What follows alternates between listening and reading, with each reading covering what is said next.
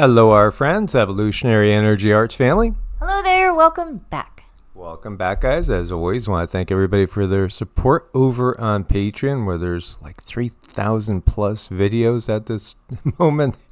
Yeah, everything basically goes up on Patreon. We try to split between EEARTS and Evolutionary on YouTube, and then we throw in as a spiritual resource, HEEARTS, which there's several videos that we have to find the time to get up there. Topics that I do feel are very, very important, and especially in these times, we really got to root and ground, and build from there. Definitely, root and ground, most important thing right now. Absolutely. So now we have the Iranian president confirmed dead after rescuers reached the crash site. The foreign minister, Hossein Amir Abuldahian, is also dead, as well as two other local officials, more local. This, again, the helicopter was completely burned. Here's a picture, again. It's an area that's heavily wooded, very, very rugged and mountainous. You know, again, it's interesting to see the timing of these things. If this is not Photoshop, because I don't know if this is Photoshopped or real, I just thought I would share it as when you put in Iran president, this is the first thing that comes up, the very first picture. Now this would show that it's on fire before it impacts, which obviously would mean there's something going on here. Whether or not that's the case, we don't know. You know, this is such a crazy world in which you cannot always believe your own very eyes unless you're right there. Yeah, I mean, like right there. Put your hands on it, touch it yourself, smell the air.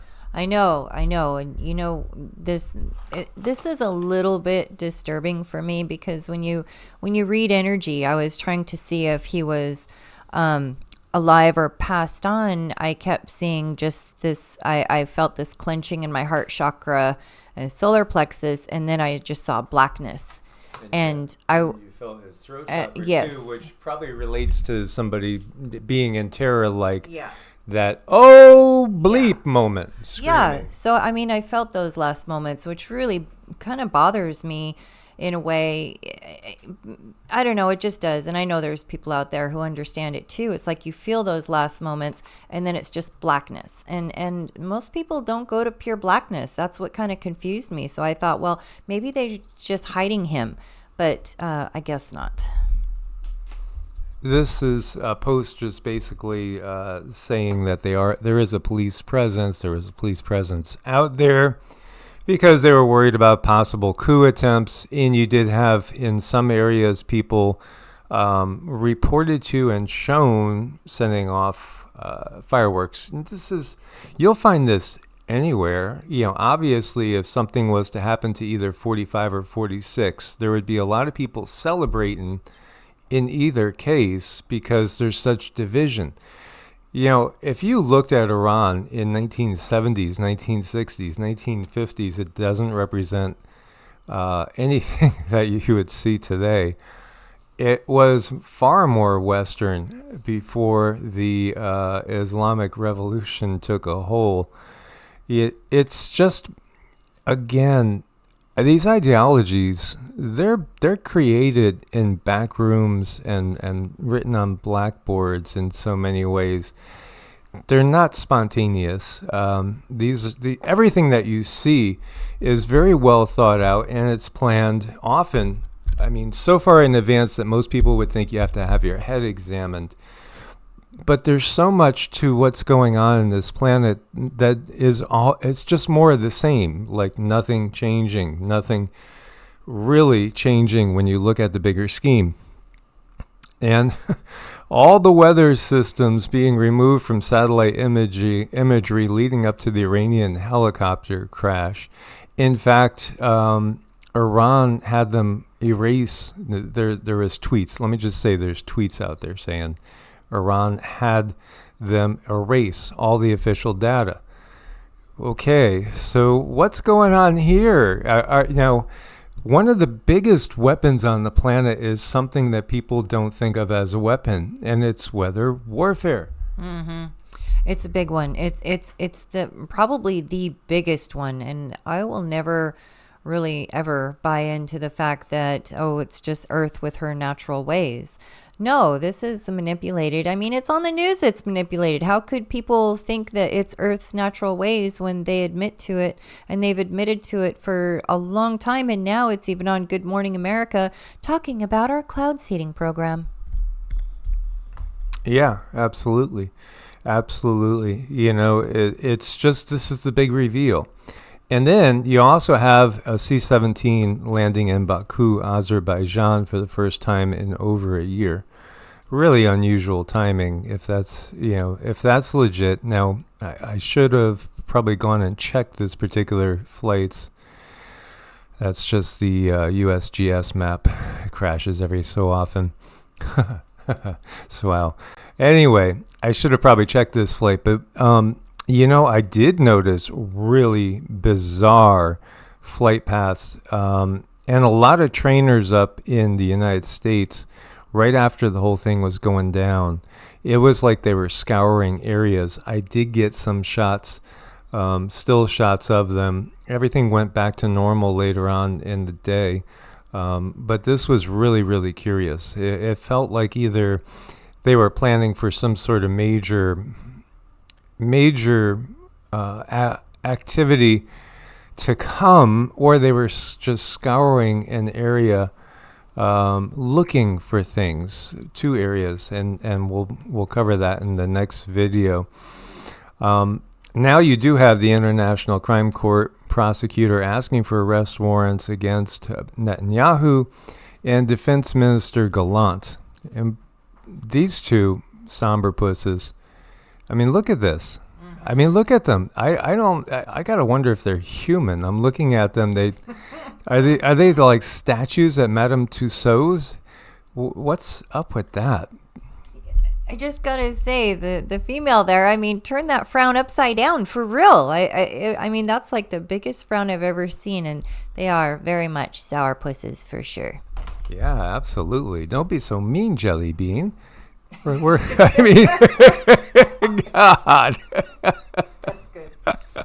That's good. You can't make this stuff up, and yes, somebody will take offense and say you shouldn't be laughing about this stuff with this being so serious.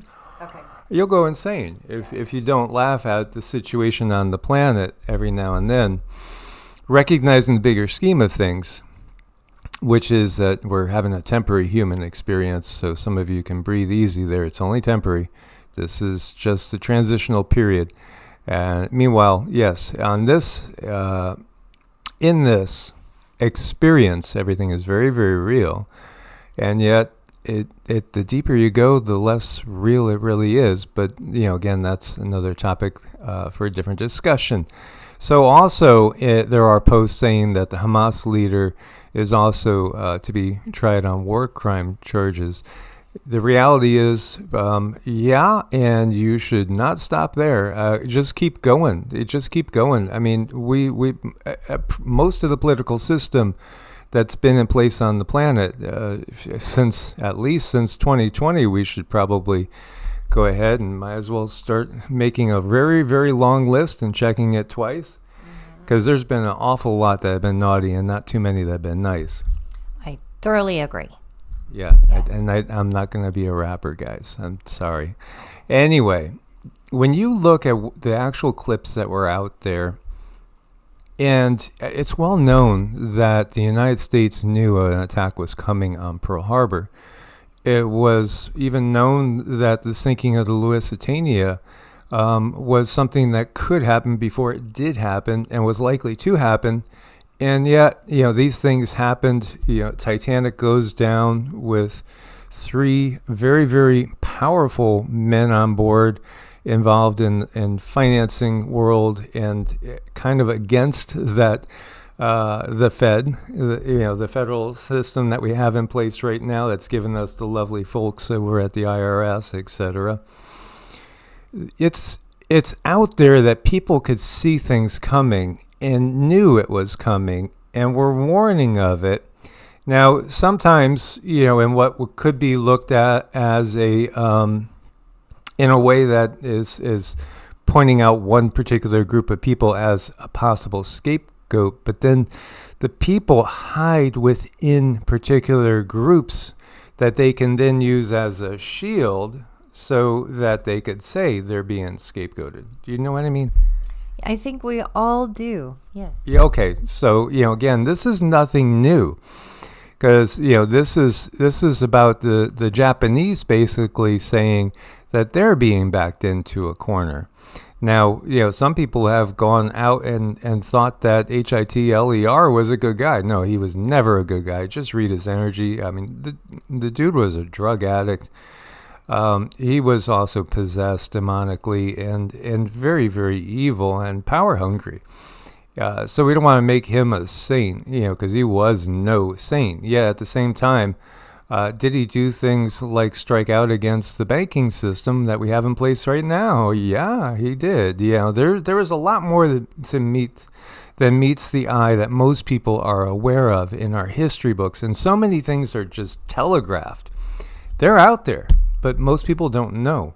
Because most people are just struggling to put food on the table, even to the point where, they're putting poisonous food on the table. Yeah, absolutely. And here we have apparently 3 Americans accused of being involved in a failed coup in the Congo that left multiple people dead. So Democratic Republic of Congo military said they stopped an attempted coup near the presidential palace. About 50 people were involved, and 3 Americans have been arrested, as you see here. Passport for one of the Americans is now spreading online. 36-year-old U.S. citizen born in Maryland.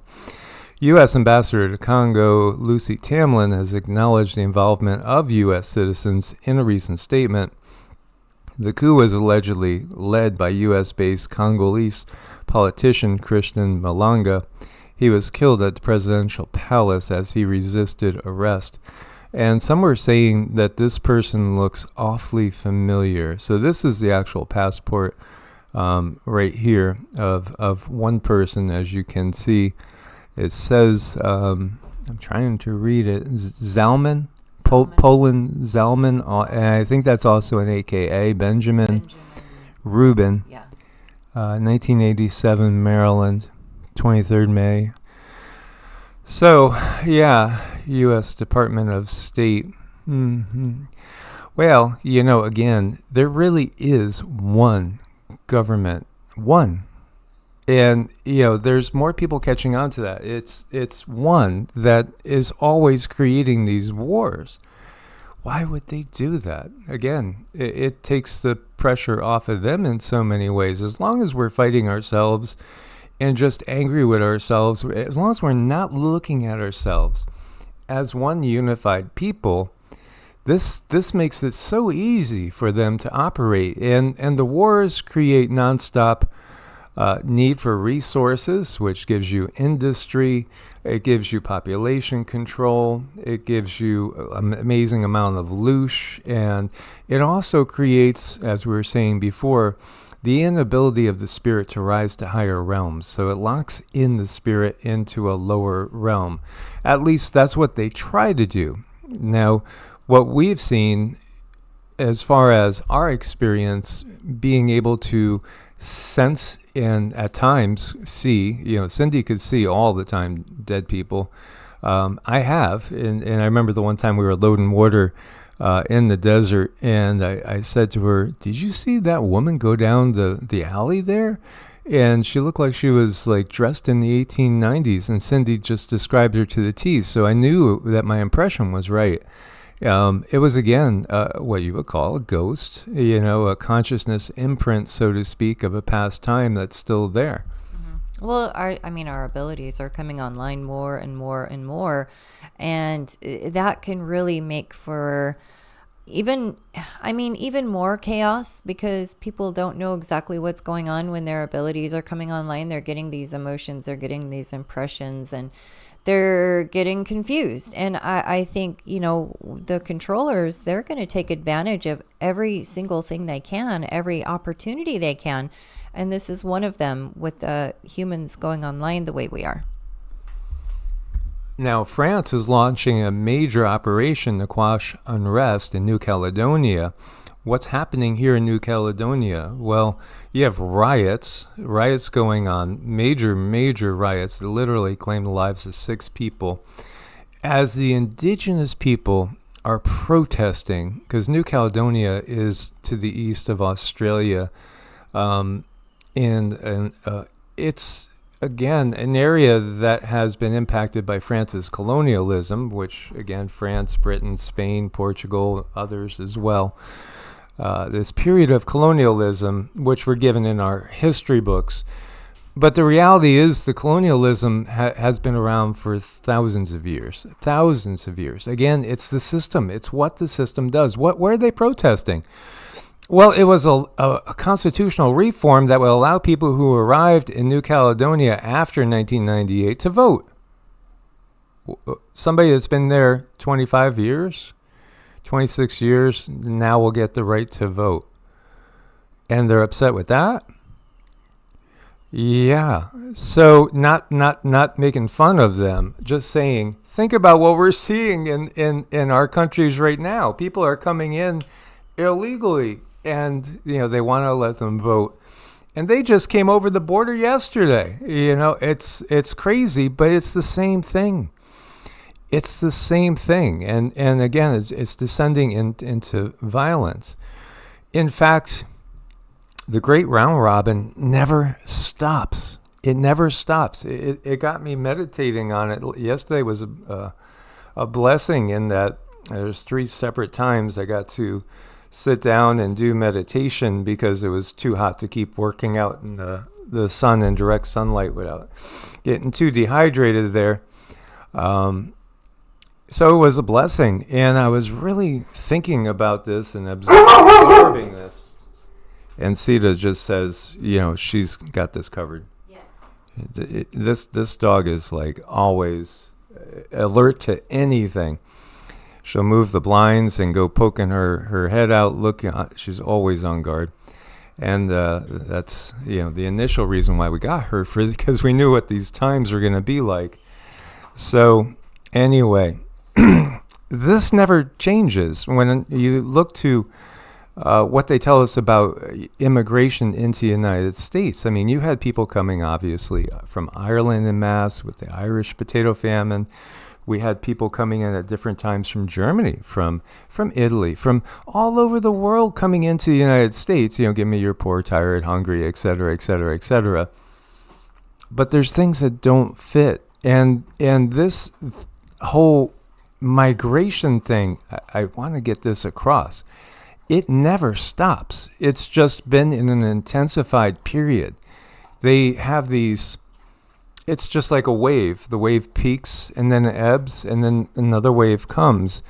Here is Milwaukee, Wisconsin, the Pabst Building, 1891, demolished in 1981. Why? It's gorgeous. I mean, the architecture, the way they put these things together, you'll notice too, all the time you'll see these spires, which reminds me I have to take some more of our coils because we have a lot of copper that I need to wind around sticks because it really does work. And you put them in your garden and you get a lot more production from your fruits and your vegetables. They knew all this. They knew how to pull out of the ether the life force to extend the lives of the people living in these buildings. Mm-hmm. Well, they do, and they understand these technologies. These are more like ancient technologies, which are really, really cool, by the way. They really do bring consciousness up a notch. And I think that's very exciting. And then there's other not so good things where this energy can be utilized for a particular entity. But there was a point when these technologies were used for the people. They were used to bring consciousness up and just have people be a little bit better, just behave a little bit better. You think harder about doing the right thing, and that's what society was about, and that's what the growth was about, and taking all of these structures away. I think, well, I think that's, the downfall is taking it away, and then people don't have that extra energetic force to help them in their journey. Look at the attention to detail. Look at how beautiful it is, and look at how far under the ground it is. How tall was this? If you've ever seen Praveen Mohan, he's spent a lot of time going to these places, mostly in India, but he goes all over the world. Does a great job with his videos, and he's shown us entire massive complexes, completely underground with nothing sticking on top that they find, and then they'll date them to like 11, 1200, 1400, and they're buried like underneath so much mud. This whole mud flood concept, when it first came out, I would say, sure, I buy it. And I was thinking that it happened on very long intervals. And then, I was thinking more in line with what so many people do. You think in terms of the precession of the equinox, and you think in terms of 25, 26,000 years, split that in two for major major impacts, like, huge destruction cycle every 12 to 13,000 years because of the Younger Dryas event that we get. That's just natural. And then you might split it into quarters and say, well, maybe every 6,000 years. There's this is a line of thinking that's very understandable. I went through it logically myself years ago. And the more I go and the deeper I go, as well as the more information I can get from the guides that they're allowed to give me without interfering in our human experience, the more I believe now that it's basically perpetual. It's basically perpetual with big washouts, I want to say less than every 200 years. Big washouts, less than every 200 years. I think, again, well, hey, when I was a kid growing up in the early 70s, a little one, the only information I had was the books that we had in the house, or go talk to my aunts that lived to be close to 100, and what did they remember from 1900, 1890s. They were born, and it was a very, very different world. It had a different feel to it, and it's been washed away time and time again. And I think there is a natural part to that cycle, but no, I don't think big major cataclysms happening like they are happening now and like they have happened in the past are necessarily completely natural. No, I would say, in fact, they're absolutely not organic. They are taking perhaps nature and amplifying it 100-fold, 1,000-fold sometimes. Look at that, and some of these other ones here. This is something we find really all over the world. Cincinnati Music Hall, Ohio, old world beauty. Notice the atmospheric antennas have been removed. This is again why you had in that quote-unquote type of Gothic architecture a lot of spirals and a lot of curves and a lot of antennas. And someday I'll pull up my aunt's old house because it had like one of those circular turrets on it that feels very Russian to me. But it's really Tartarian is what we're talking. And it was an old house too. I think it was built pre-Depression. So, it was very old and yet very, very cool. And again, why would you walk into a house and have, say, a 20-something foot entryway? And did you ever notice that with a lot of the old ones? They don't have like 7-foot ceilings. They're like 9, 10, 12-foot ceilings. There's clues here. And then again, why would you have something so big and there might not be a bathroom or maybe there's one bathroom? There's so much more that meets the eye here. Look at this. This is a orphan asylum in New York City. And again, you see the same sort of antennas. What are they doing with these? Just picking up radio signals? Yeah, sure. Okay. We know history's being rewritten constantly. the House of the Good Shepherd, Reading, Pennsylvania. I mean, all these places. What the heck is this doing out there in the middle of, obviously a very, very rural situation at that point in time?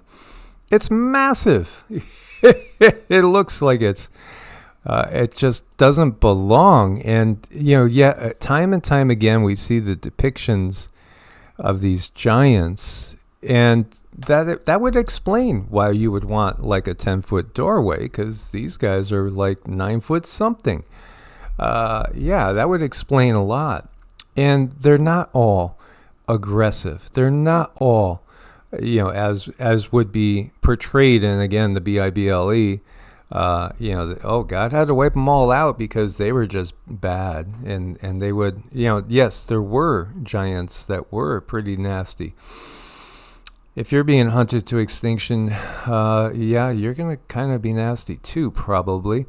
And yet, yes, there were some that were out of control, according to the info that we've seen and gotten from, again, the guides. But you also see many instances where they're portrayed as being very gentle giants, nice, friendly, and the interaction with them and Homo sapiens sapiens is just the norm. You think about those maps that we see of Patagonia. Again, I mean, they seem very, very pleasant. And it was even stated in sailors' logs, very friendly, very nice people trying to communicate with us, giving us supplies. One of the most fascinating things is digging up some of those old sailor logs. I have a couple of those.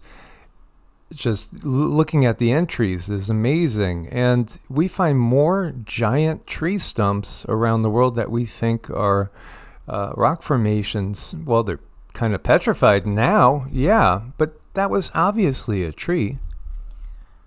I mean, to me, this is just so blatant and so clear. Why is this not in our school books? I mean, shouldn't we be taught the truth right out the gates? Shouldn't we be taught the really unique, cool world that we come from right when we start to enter into it? I think that would really help bring people up to speed. But that's not what the controllers want. They just want to be able to teach people what to think. And that's so very unfortunate. And, we're not stuck with that necessarily.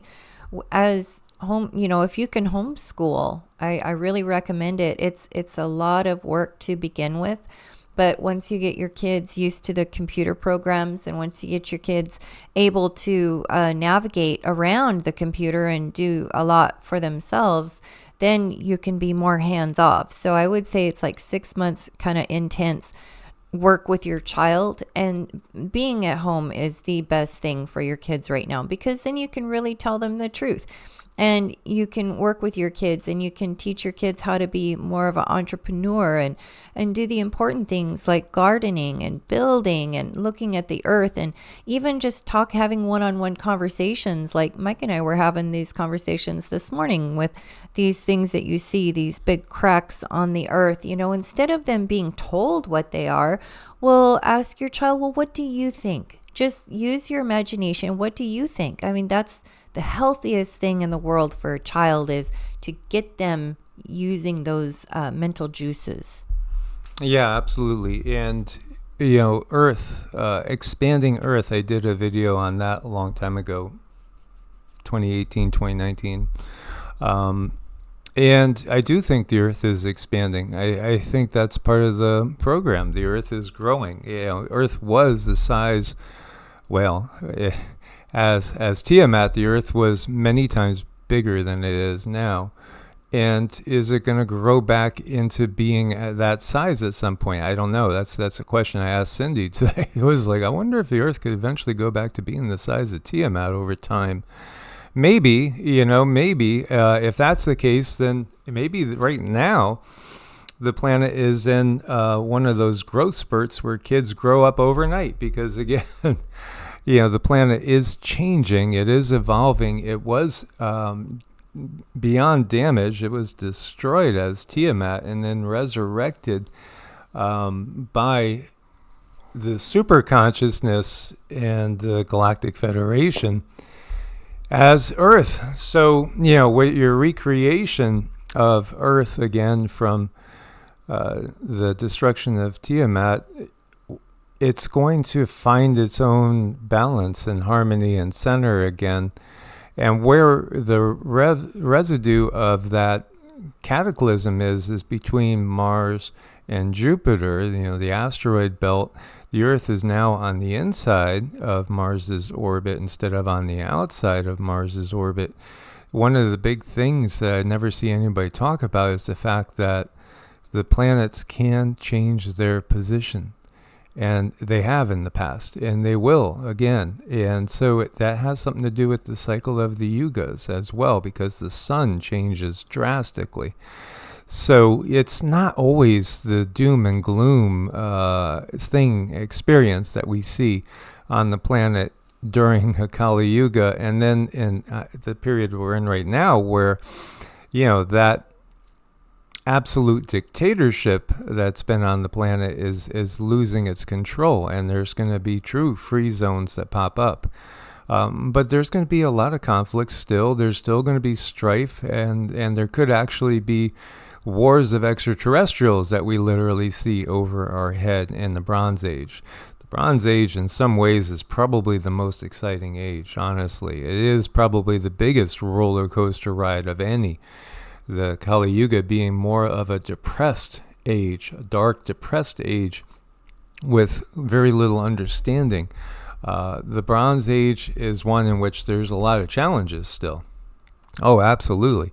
And in fact, there could be, again, that outright knowing that we're right in the middle of an intergalactic, interdimensional conflict that has, spanned eons. But the difference is we know that. And, we're not thinking something distorted that is totally a fabrication of a dark system. We understand where we have our feet, and that's really key. Mm-hmm. Knowing where you are grounded. I thought this was the coolest thing. It reminds me of that rainbow bridge on Mario Kart. It's just the funnest thing. And along in this life, helping each other in some way, shape, or form, understanding our animals, they have a consciousness too.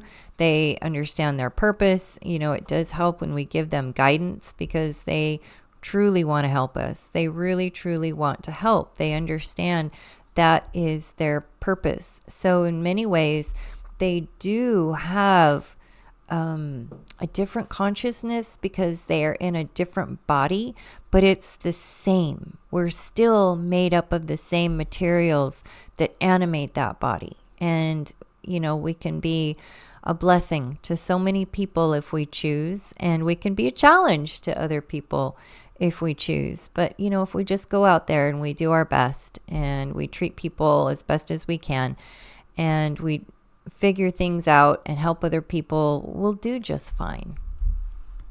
Absolutely. And we're going to be exploring that question about the soul over on Hearts OMMM. And it should be one of the next upcoming videos. So I invite you guys to join us over there. Again, if you're watching on Patreon, it'll be on Patreon as well, of course. Much love, source bless, and namaste. Namaste.